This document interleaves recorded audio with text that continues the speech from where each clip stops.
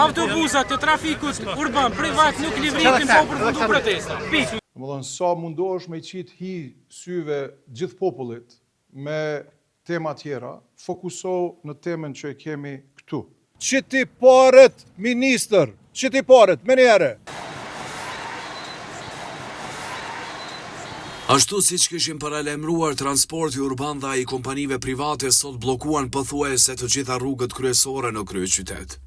Situata u tensionua paksa kur policia kërkonte ta dinte sa orë do të zgjaste protesta, e protestuesit kishin një përgjigje. Këtu do të me reflektu, kryetori i komunës, do të me reflektu dhe Ministria e Financave, lutna, do të me reflektu Ministria e Financave. Autobusat të trafikut urban privat nuk livritin po përfundu protesta. Pikë.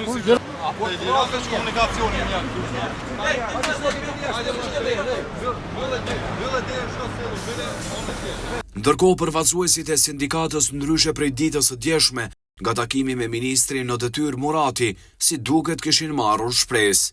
Andaj, barën prap ja hodhën të parit të Prishtinës përparim Ramës. Komuna nuk po reflekton. Komuna na detyron neve se ministria nuk i ka aloku parët për mbarvajtjen e këtyre krejt. Neve djeshim ministri, takum ministrin 1 orë 40 minuta me kryetarët e shoqatave private.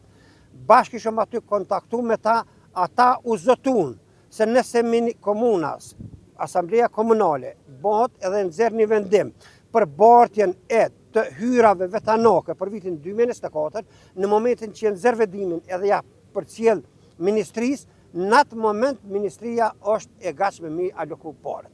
Ky vendim deri tash nuk ka ndodhur. Pjesa sektori privat janë dëmtu, edhe këta kanë bërë shumë si për të hyra të punëtorëve, si për borxhet e këtyne të tjera karburantëve. Na jem bashk kompania transporti publik, sikur publik, trafik urban, sikur shoqatat private. E i njëjti kishte premtuar se do të ishte në krah të tyre çdo sekond për të kërkuar alokimin e mjeteve. Andaj, protestuesit kërkonin përgjigje vetëm nga kryetari Rama. Ndërkohë, ai përmes një konference për media holli poshtë të gjitha ato që i kishte thënë ministri në detyrë Murati. Domethënë sa mundohesh me qit hi syve gjithë popullit me tema tjera, fokuso në temën që e kemi këtu, relevante. Pse po i blokon 35 milion të kryeqytetit? Pse? Domethënë, pse po punon në mënyrë të jashtëligjshme? Pse po i blokon? Domethënë, kjo s'ka të bëjë me asgjë tjetër, Krejt ajo që ka flet, këto gjëra tjera janë vetëm hi syve të qytetarëve, janë gënjeshtra totale, pra s'kan të bëjë asgjë me realitetin. A mundesh me i pagu sot 35 milion? A ekziston ligji? Po, ekziston ligji. A janë ato të hyrave vetanake të kryeqytetit? Po. A të ndalon në sen për me i pagu këto sot? Asgjë. Pra punon jashtëligjshëm për cilin edhe kemi bërë kallëzim penal. Ndërka që Rama u takua sërish me protestuesit, madje foli me tonet e larta në drejtim të qeverisë në detyrë, specifikisht për Hekuran Muratin, duke kërkuar t'i lëshoj parat që i ka blokuar. 35 milion që mbahen jashtëligjshëm në Ministrinë e Financave munden me u pagu sot, tash, në këtë moment, nuk ka asgjë që e ndal pagesën e 35 milionve tash, me njëherë, e që me u pagu operatori, edhe operatori publik, edhe operator privat, edhe mos me i lon këta njerëz në rrugë, mos me i lon qytetarët pa shërbime, mos me i lon shkollat pa rrymë, mos me i lon asnjë qytetar pa shërbime tona publike. Pra këtë mundësi e ka Ministri i Financave në detyrë edhe prap refuzon me bo.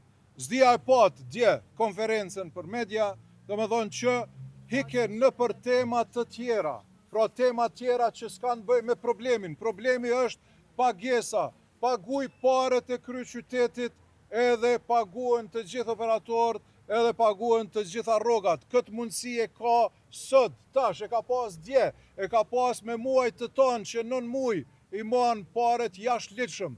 Për këtë arsye kemi bo edhe kallëzim penal ndaj ti, ndaj 3 zyrtarëve. Çdo temë tjetër është me i qit hi syve qytetarëve, juve popullit. Do të thonë, qiti paret ministër, qiti paret, me njëre.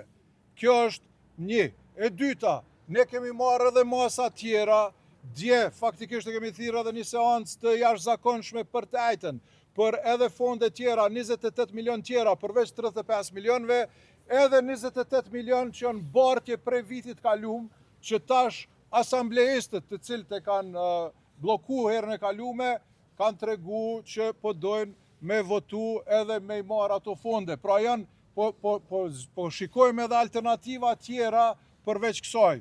Mirë po, ku është fakti? Fakti është që 35 milion të yrave vetanake mbahen mënyrë jo ligjore të bllokume prej qeverisë, prej ministrit të financave në detyrë Hekuran Muratit, ndaj të cilit kemi tregu kallëzim penal.